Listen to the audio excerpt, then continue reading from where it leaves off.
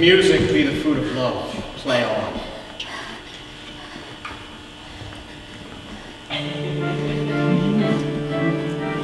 Give me excess of it. Surfeiting, the appetite may sicken, and so die. What country, friend, is this?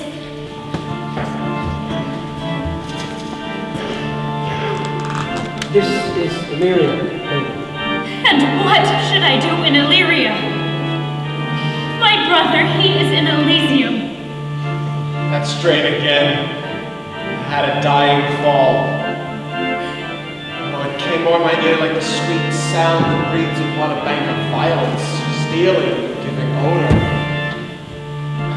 Enough! No more. 'Tis not so sweet now as it was before.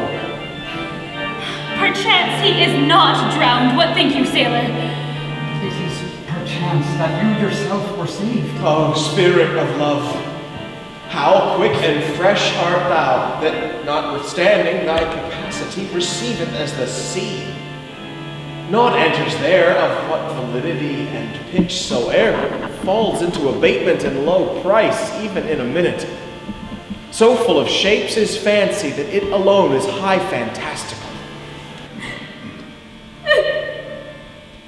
My poor brother. And so perchance may he be. True.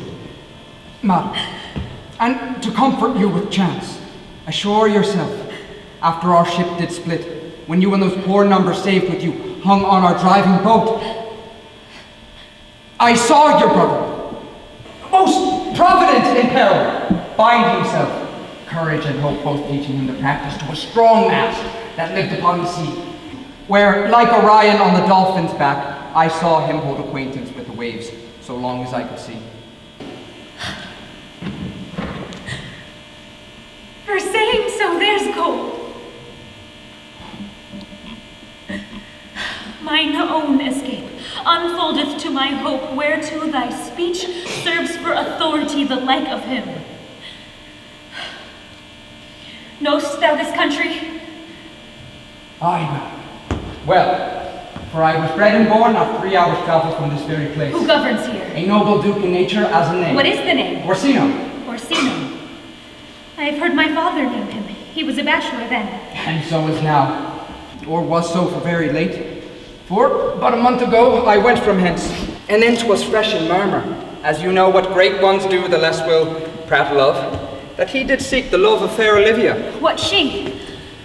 A virtuous maid, the daughter of a count that died some 12 months since, then leaving her in the protection of his son, her brother, who shortly also died, for whose dear love they say she hath abjured the sight and company of men. Oh, that I served that lady, and might not be delivered to the world till I had made mine own occasion mellow what my estate is. That were hard to compass, because she will admit no kind of suit. No, not the Duke's. Oh, when mine eyes did see Olivia first, methought she purged the air of pestilence. That instant was I turned into a hart.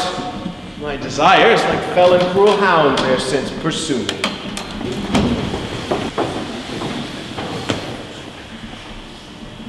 There is a fair behavior in thee, Captain. And though that nature with a beauteous wall doth oft close in pollution yet of thee, I will believe thou hast a mind that suits with this, thy fair and outward character. I prithee, and I'll pay thee bounteously, conceal me what I am, and be my aid. For such disguise as haply shall become the form of my intent, I'll serve this Duke. Thou shalt present me as a eunuch to him. It may be worth thy pains, for I can sing and speak to him in many sorts of music that will allow me very worth his service. What else, mayhap, to time I will commit. Only shape thou thy silence to my wit. Be you his eunuch, and your mute I'll be. When my tongue blabs, then let mine eyes not see. I thank thee. Lead me on.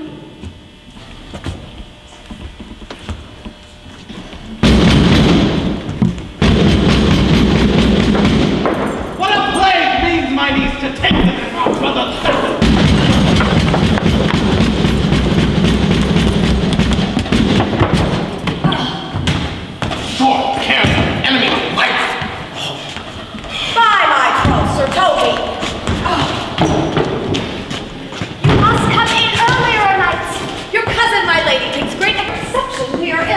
do I let her accept it for accepted?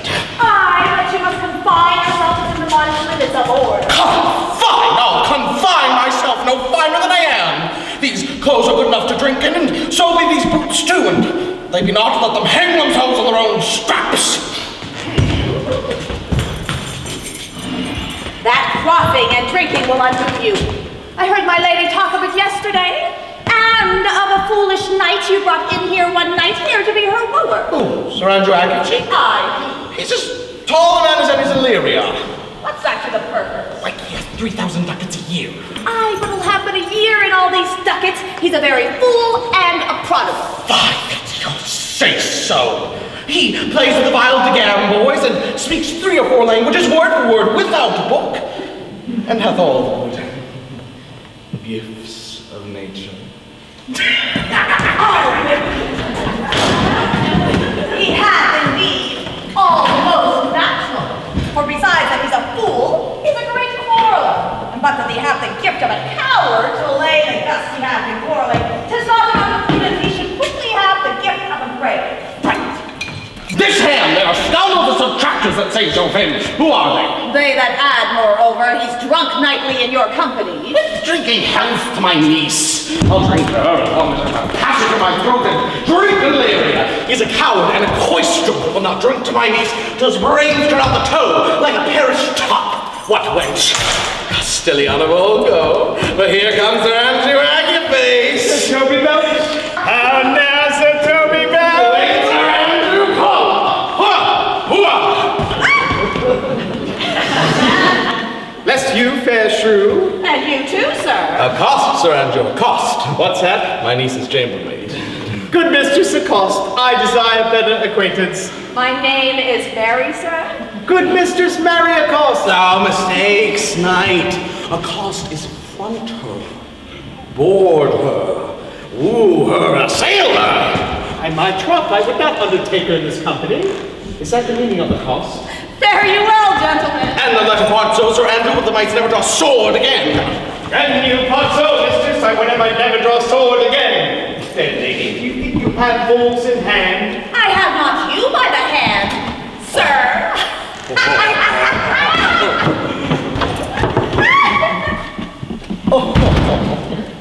Thou lackst a cup of canary, knight. When did I see thee so put down? Never in your life, I think, unless you see canary put me down.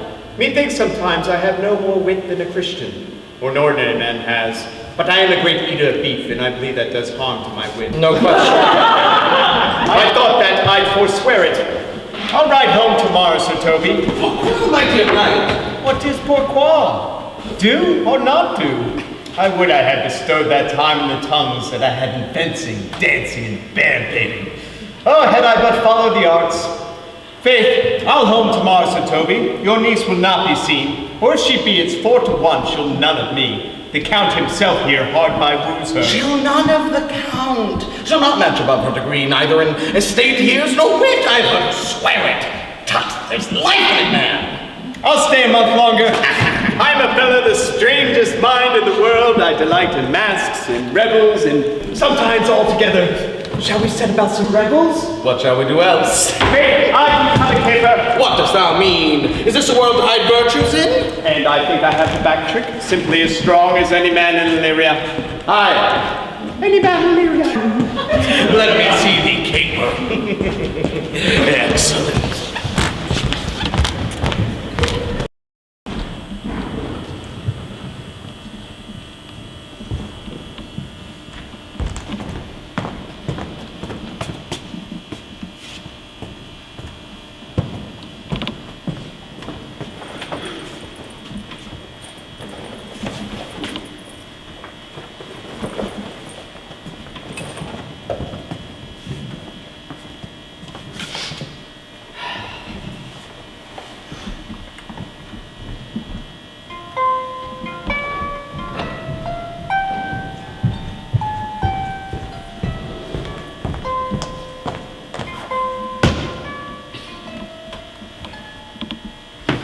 If the Duke continue these favors towards you, Cesario, you are like to be much advanced.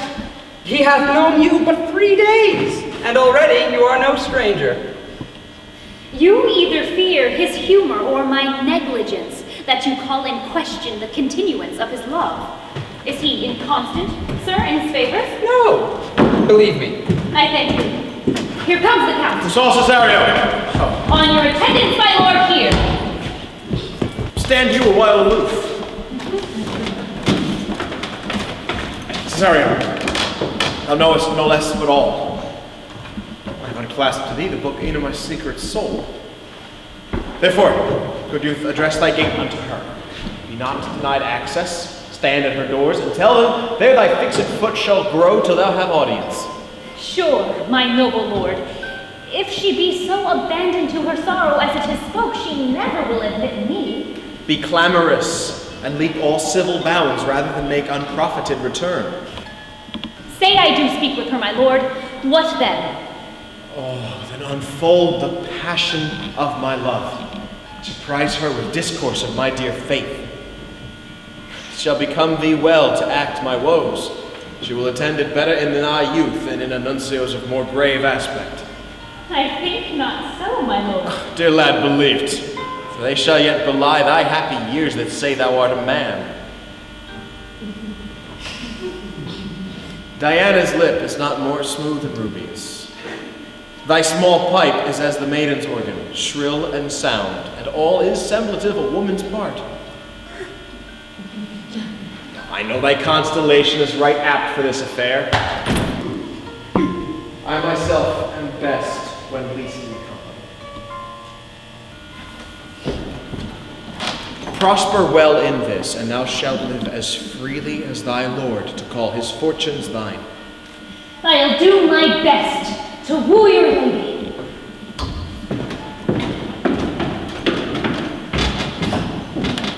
Yet a barbarous strife. Whoe'er I woo, myself would be his wife.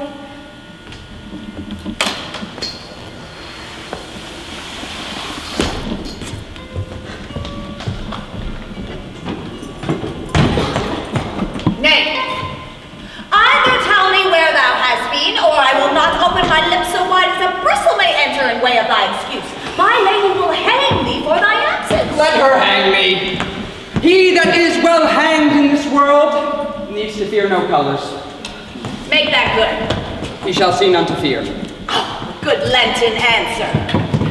Well, God give them wisdom that have it, and those that are fools, let them use their talents. Aye, but you will be hanged for being so long absent or be turned away. Is that not as good as a hanging to you? Many a good hanging prevents a bad marriage. And for turning away, but some are bear it out. You are resolute then. Not so neither. Yet, I am resolved on 2 points. That if one breaks, the other will hold. Or if both break, the castings fall. Act! In good faith, very act. Well, go thy way. If Sir Toby would leave drinking, thou wert as witty a piece of Eve's flesh as any in Illyria. Peace, you rogue. No more of that. Here comes my lady. Make your excuse wisely, you were best.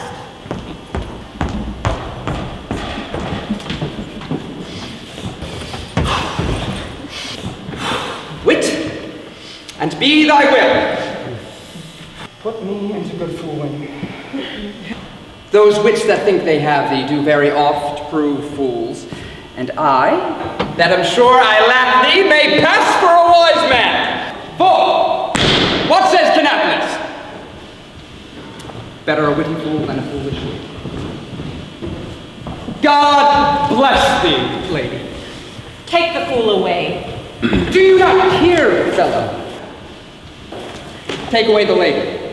Go to. You're a dry fool. I'll know more of you. Besides, you grow dishonest. Too false, Madonna, that drink, and good counsel will amend. Forgive the dry fool drink, then is the fool no longer dry. Bid the dishonest man mend himself. If he mend, he is no longer dishonest. If he cannot, let the botcher mend him. Anything that's mended is but patched. Virtue that transgresses is but patched with sin, and sin that amends is but patched with virtue. If that this simple syllogism will serve. So, if it will not, what remedy? As there is no true cuckold but calamity, so beauty's a flower. My lady bade, take away the fool. Therefore again, I say, take her away. Sir, I bade them take away you. Misprision in the highest degree. Lady, give me leave to prove you a fool. Can you do it? Dexterously, good madame. Make your proof. I must catechize you for it, madonna. Good. My mouse of virtue. Answer me. Well, sir, for want of other idleness, I'll bide your proof. Good madame. Why mourn'st thou? Good fool. For my brother's death. I think his soul is in hell, madonna. I know his soul is in heaven, fool. The more fool, madonna, to mourn for your brother's soul being in heaven. Take away the fool, gentlemen. What think you of this fool, Malvolio? Doth he not mend? Yes, and shall do till the pangs of death shake him. Infirmity that decays the wise doth ever make the better fool. God send you, sir, a speedy infirmity for the better increasing your folly. Sir Toby will be sworn that I am no fox, yet he will not give his word for 2 pence that you are no fool. How say you to that, Malvolio? I marvel your ladyship takes delight in such a barren rascal. Look you now, he's out of his guard already. Unless you laugh and minister occasion to him, he's gagged. Oh, you are sick of self-love, Malvolio, and taste with a distempered appetite. To be generous, guiltless, and of free disposition is to take those things for bird bolts that you deem cannon bullets. There is no slander in an allowed fool, though he do nothing but rail, nor no railing in a known discreet man, though he do nothing but reprove. Madam, there is at the gate a young gentleman much desires to speak to you. From the Count Orsino, is it? I know not, madam. Who of my people hold him in delay? Sir Toby, your kinsman. Fetch him off, I pray you. He speaks nothing but madman. Fie on him. Go you, Malvolio. If it be a suit from the Count, I am sick, or not at home, what you will to dismiss it. Now you see, sir, how your point grows old and people dislike it. Thou hast spoke for us, madonna, as if thy eldest son should be a fool. Who's Jove crammed with brains, for here he comes. Who is? By mine honor, half drunk. She. What is he at the gate, cousin? The gentleman. What gentleman? There's one at the gate. Box of these people there. How thou soft! What, Sir Toby?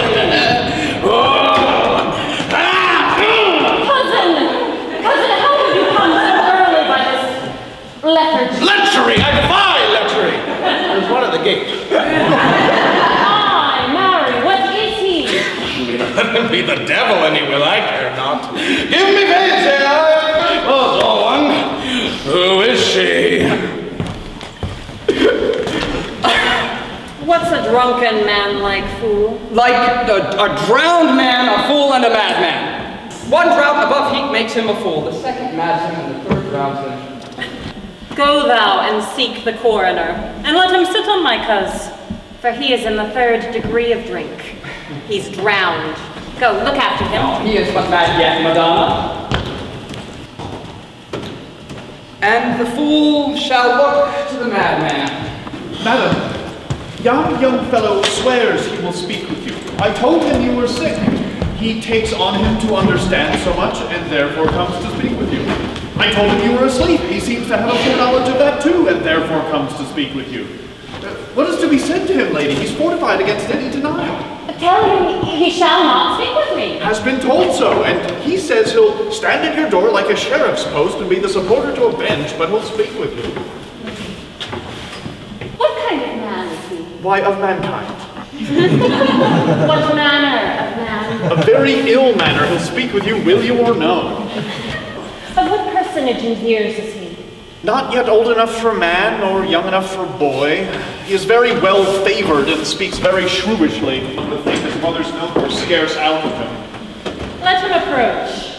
Call in my gentlewoman. Gentlewoman, my lady calls. Give me my veil. Come, throw it o'er my face.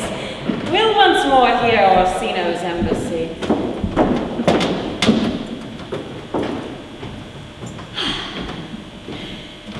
The Honorable Lady of the House, which is she? Speak to me. I shall answer for her. Your will? Most radiant, exquisite, and unmatchable beauty. I pray you, tell me if this be the lady of the house, for I never saw her. I would be loath to cast away my speech, for besides that it is excellently well penned, I have taken great pains to con it. Good beauties, let me sustain no scorn. I am very comfortable even to the least sinister usage. Whence came you, sir? I can say little more than I have studied, and that question's out of my part. Good, gentle one, give me modest assurance if you be the lady of the house, that I may proceed in my speech. Are you a comedian? No, my profound heart. And yet, by the very fangs of malice, I swear I am not that I play. Are you the lady of the house? If I do not usurp myself, I am. Most certain, if you are she, you do usurp yourself. For what is yours to bestow is not yours to reserve. But this is from my commission. I will on with my speech in your praise, and then show you the heart of my message. Come to what is important in it. I forgive you the praise. Alas, I took great pains to study it, and 'tis poetical. It is the more like to be feigned. I pray you keep it in. I heard you were saucy at my gates, and allowed your approach rather to wonder at you than to hear you. If you be not mad, be gone. If you have reason, be brief. Will you hoist sail, sir? Here lies your way. No, good swabber, I am to hold here a little longer.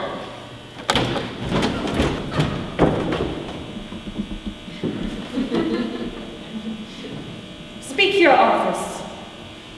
It alone concerns your ear. I bring no overture of war. My words are as full of peace as matter. Yet you began rudely. What are you? What would you? The rudeness that hath appeared in me have I learned from my entertainment. What I am and what I would are as secret as maidenhead. To your ears, divinity. To any other's profanation.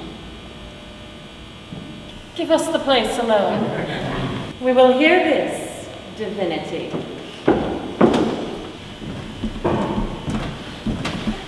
Now, sir, what is your text? Most sweet lady! A comfortable doctrine, and much may be said of it. Where lies your text? In Orsino's bosom. In his bosom? In what chapter of his bosom? To answer by the method, in the first of his heart. Oh, I have read it. It is heresy. Have you no more to say?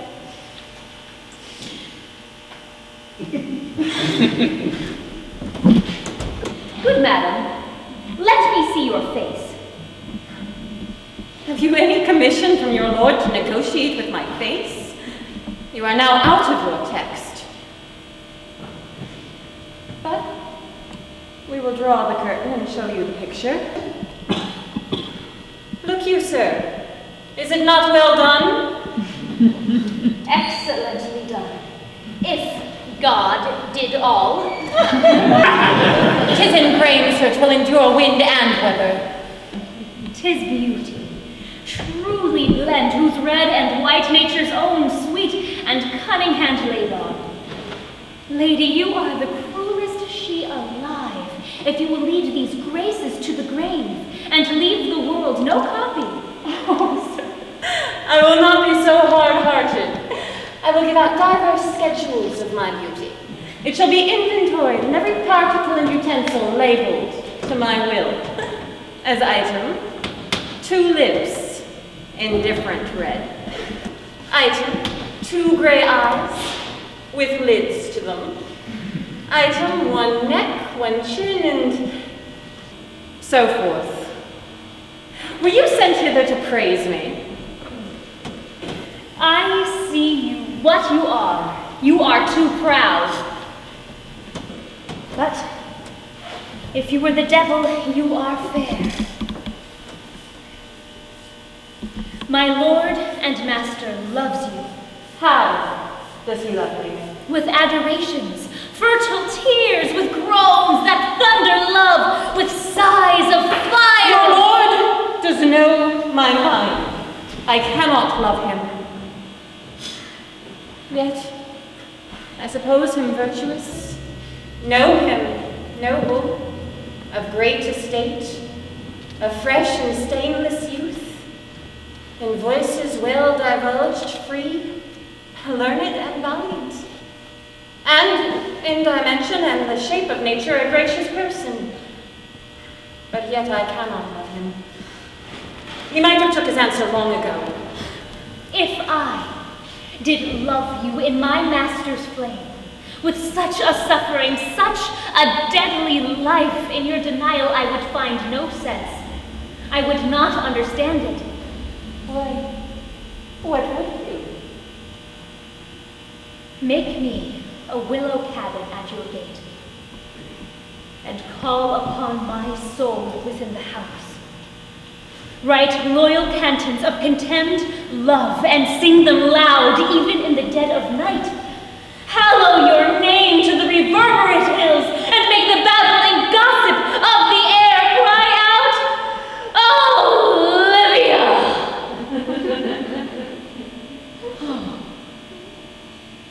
You should not rest between the elements of air and earth, but you should pity me. You might do much. What is your parentage? Above my fortunes, yet my state is well. I am a gentleman. Get you to your lord. I cannot love him. Let him send no more. Unless, perchance, you come to me again, to tell me how he takes it. Very well. I thank you for your pains. Spend this for me. I am no feed post, lady. Keep your purse. My master, not myself, lacks recompense. Love, make his heart a flint, that you shall love, and let your fervor, like my master's, be placed in contempt. Farewell, fair cruelty.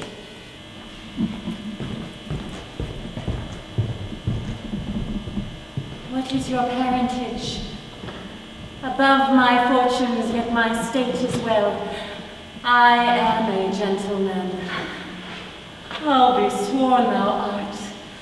Thy tongue, thy face, thy limbs, actions, and spirit to give thee fivefold place in.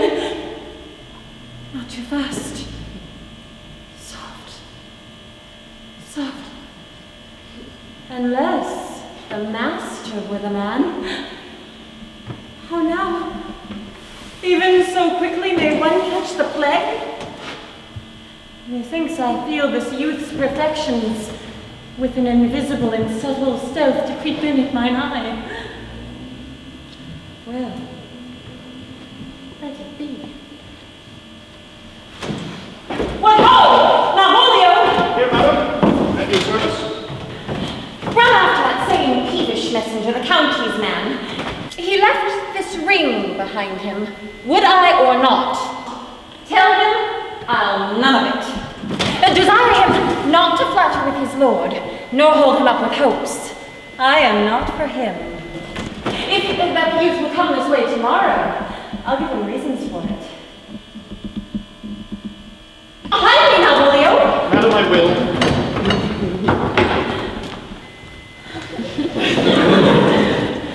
I do. I know not what, and fear to find mine eye too great a flatterer for my mind. Fate, show thy force. Ourselves we do not owe. What is decreed must be, and be this so.